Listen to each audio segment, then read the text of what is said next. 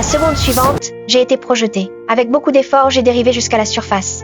Maman m'a vue aussi. Elle a nagé désespérément vers moi.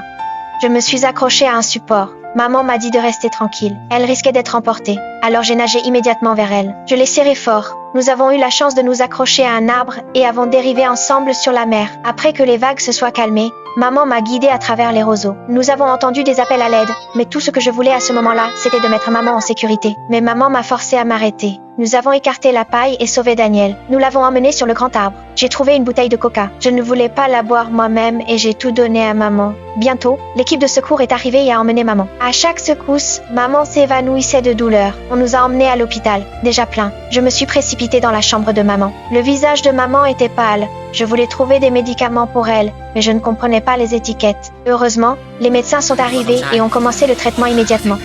Maman se tordait de douleur. J'ai détourné le regard.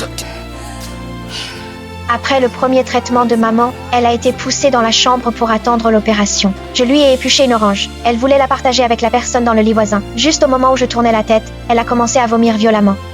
J'ai eu peur qu'elle meure la seconde d'après, mais à ce moment-là, elle m'a dit d'aider les autres.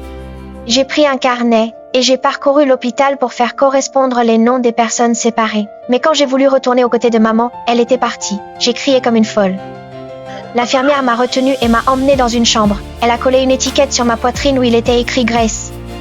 J'ai regardé autour de moi. Ici, il n'y avait que des orphelins. Sur la table, il y avait un registre des décès. J'ai ouvert une page et j'ai vu un visage qui ressemblait à celui de maman. Je l'ai refermé rapidement. Je n'osais pas regarder. Je me suis assise seule sur le banc. Soudain, j'ai vu Daniel. Il était dans les bras de son père, souriant. Il avait retrouvé son père. Je devais annoncer cette nouvelle à maman, même si elle risquait de mourir.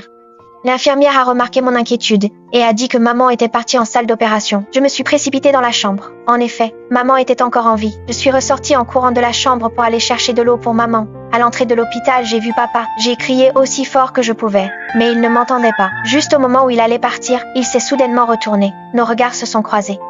Je me suis jetée dans ses bras. Notre famille était enfin réunie. Heureusement, l'opération de maman a également été un succès. J'ai serré maman dans mes bras, heureuse. Puis j'ai arraché l'étiquette de ma poitrine. Dieu merci, nous avons survécu.